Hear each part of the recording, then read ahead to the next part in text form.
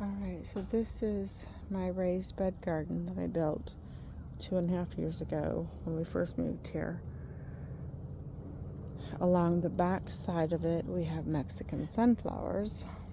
My husband made a fence around to keep the dogs out. So yesterday I planted radishes, summer squash, several different types of tomatoes and peppers, onions, parsley, basil, zucchini, in all of the gardens. Basil, tomatoes, cilantro, just like all these different seeds I had. Lots of different seeds. And this one, I did like onions and beets, Malabar spinach, see how that goes. Arugula, love arugula, some lettuces. What was this one?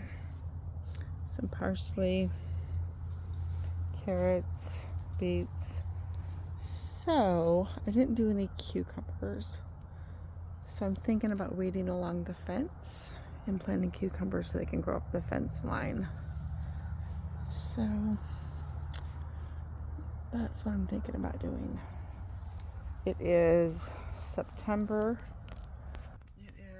23rd, I think. And I live in zone 9A. And like it's still hot, still like 90 degrees here. So I'm not 100% sure if it's the best time of year to like germinate things outside in this heat. I'm gonna have to keep watering everything. So I'm not very good about planting when it's still hot, because like I'm gonna have to water every day, and that's gonna be a pain in the butt. I love the like perennial food forest idea. I'll show you what I have out here. Out here I have rows that need weeded. I have a peanut butter tree, and then I've got jumbo leaf chaya, and then I have a row of cassava. And basically I don't have to do anything to it. It just kind of it just grows. If I want to eat it, I harvest it. But I don't replant it every year. It's a perennial. Down here I have asparagus. And then along the fence is a row of papayas. I guess I can show you how good the papayas are doing. I don't have necessarily anything growing on this, so I could do cucumbers on this. We've got snails galore. This is a loofah. And this is crazy. So these are cosmos that are reseeded every year, and look how big they are. I don't know, is it 12 feet tall? With hardly any blooms on them. It's crazy. So over here is the papayas that I started from seed 2.5 years ago. Getting really tall too. This is, I don't know, 7 feet tall at least. All along this fence line, but I think maybe I could stick some cucumbers back in there along the fence to grow up. These beautiful papayas, most of them have fruit on them. This one does not. It is flowering though. So last year it kind of got damaged right about here. We covered everything with tablecloths, but then it rained, and then so like the top of it that touched the plant kind of froze. So they branched off because they got damaged. That one's got papayas on it. Most of them do have. This one only has one. Huh. Oh, there's flowers on this one. This is interesting. There's 5. So I don't know if that was one plant or if I stuck several babies there. Tall Mexican sunflower that I haven't trimmed. So I like the food forest. I like the perennials. I like planting things once and being done. I have a black bamboo in here. Hasn't grown great, but it's really getting choked out by that black-eyed Susan vine. Not sure. I haven't heard that it's an invasive in Florida, but that is a very thick vine. You can see some flowers, some pink flowers from it over here on the fence. So there's some Biden's alba. Oh, a beautiful spider web. Do you see that spider web? Right in the middle there. Maybe I'll zoom in on it. See that spider web? And then there's some of the butterfly pea in there. There was a moringa in here. I don't know if the moringa got choked out. And I've got sweet potatoes in here. Lemongrass. This is the only plant that was here on this side of the house when we bought the house 2.5 years ago. Right there, crepe myrtle. That crepe myrtle was there, and there was a crepe myrtle right there. There's a crepe myrtle. And right there's a crepe myrtle. Everything else we planted. We have a whole row from Michael of citronella on the outside here that I planted this spring. And amongst the citronella, I alternated pigeon peas and Mexican sunflowers, and I just added some moringa. So eventually this will be a row of moringa. I think I've got maybe 10 moringas in it now, and I've got maybe 15 more to plant, but they're really little. That is a vine that climbed up into an invasive tree that I didn't cut down. It's a passion vine. However, it is not flowering the big flowers. It just has these little tiny green spots where the flowers you would think they would be right here. So this is it as far, oh, those ones are kind of hard. So I don't know if they're gonna do something. I have firebush. Here's that row of citronella. Little Mexican sunflower in there. There's a little pigeon pea that I like to cut them so they bush out. So we've got citronella, pigeon pea, Mexican sunflower. So this whole line. This is a Buddha belly bamboo. You can see the shape of it. Kind of boom, boom, boom. Hasn't grown. This is like the smallest of the 4 bamboos that I bought 2.5 years ago when we first moved in. But it's alive. So that's important. Most beautiful smelling, fragrant, flowering almond. It smells so amazing. My kitty cat likes to go on my morning walks with me. I think this is, it's reseeded, and I planted a bunch the first year, but this one I think is the Puerto Rican long bean. So it is, I originally planted it all along the fence, and it just keeps coming back. And I did gather some seeds and spread them, so it is growing other places this year. Firebush, just doing great.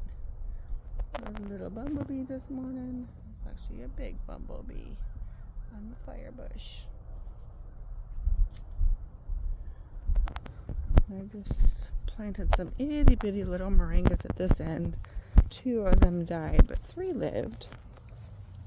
So here's a little moringa, and here's a little moringa, and here is a little moringa. Pigeon pea, Mexican sunflower, pigeon pea, Mexican sunflower. And then over here we have cassava, which is doing great. I have some of the black-eyed Susan vine, a yellow one that's on the fence. And this is a loofah flower. Noticed it the other day. So I planted some loofah seeds along the fence in the spring, but I didn't really water them. So that one lived. So I have a loofah vine, at least one over there. It's alive. Haven't noticed any loofahs yet. I also scattered roselle seeds. So here's a roselle that's flowering. It's not very big. I think they like sun more. Pigeon pea. Mexican, well, cassava, roselle, pigeon pea. Is kind of the forgotten garden. And I also scattered candlestick cassia. And so I've got them. I just take the seeds and I scatter them. And wherever they grow, they grow. Kind of low maintenance. Jumbo leaf chaya. So you'll just see lots of different plants repeated. So when we first moved in, the backyard, the woods was going to be my food forest. And so I planted, oh my gosh, there's my crazy dogs. I planted a bunch of plants in the woods. Trees, mulberries and Barbados cherries and bananas and you name it. I planted in the woods. Well, it's kind of high and dry up here, and I spent so much time watering, and then I just got tired of it all, got puppies and dogs, and so the backyard is now left to the dogs. And then we fenced off my raised bed garden area. That bamboo I bought at the same time as the Buddha belly bamboo, and that one is huge. I'll have to see if I can find in my notes what it was called, because I don't remember the name of it. So there's the Buddha belly bamboo is way over here. The giant bamboo that got this tall behind the crepe myrtle. And there's a black bamboo in here. You can barely see it growing up. Not quite as tall as the Mexican sunflower. And then I have a yellow, like Hawaiian bamboo over here. And he got really tall this year. So he's happy. He didn't freeze last year. I think that's why he got so happy. The first couple years it froze. Only the giant bamboo over here liked the cold weather and didn't seem to get stunted. That's the original candlestick cassia. I think that's the only original one I have left. The other ones we transplanted, and they kind of that one might be an original one. So most of the little ones are seedlings from this year, from the mother plant. We took the seeds and just scattered them. Here's a more typical size of the roselle this time of year. Let me show you how big it is. So it's almost as tall as me. It's beautiful flowers. Beautiful hibiscus. So roselle is edible. I like to eat the tips. There's more health nutrients in the tips of plants. So after it flowers, a calyx gets really big. So this is before it flowers. It's just like a little tiny bud. And after it flowers, the bloom falls off, and this gets bigger and bigger. And that's what you collect to make your tea. Here's some that are getting nice and big. It's just beautiful plant. It's an annual. So I just, once again, I collect a bunch of seeds and then I scatter them. Oh, there's some ripe papaya. They're little, but they're ripe. I guess I need to do something with them. They're super yummy.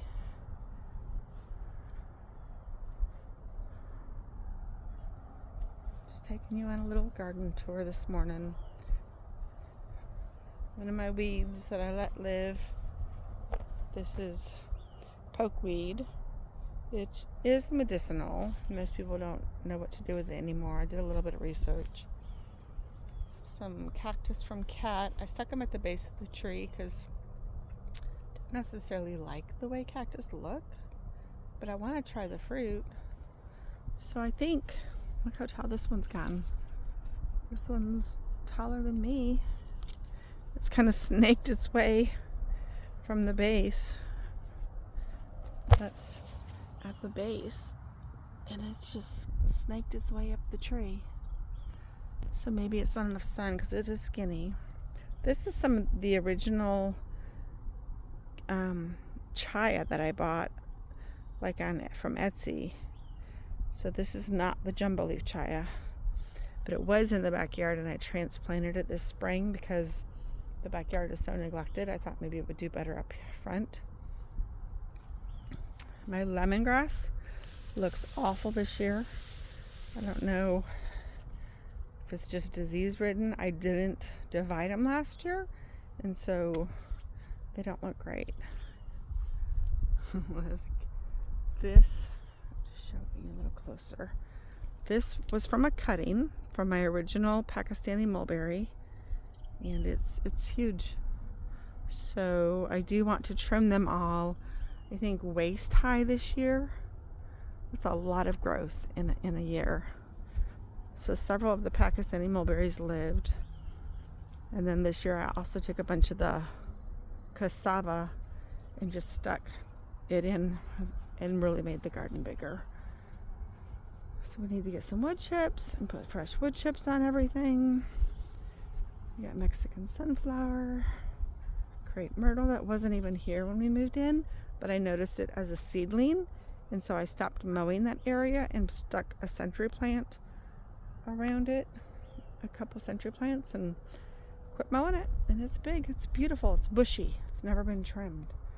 I guess that's what a crepe myrtle is supposed to look like. Another Pakistani mulberry,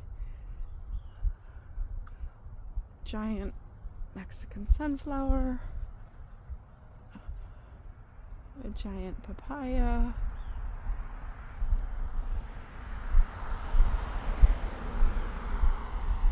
I'm out here, I don't know if you noticed, walking barefoot because it's really good for you to be on the earth barefoot, especially if you don't use pesticides or fertilizers. Here's my newest plants. My friend just sold me these for $1 a piece. They're strawberries, so I need to water them. And there's my kitty, came to walk with me, so I need to decide where I'm going to plant that. Unfortunately, I already planted my towers.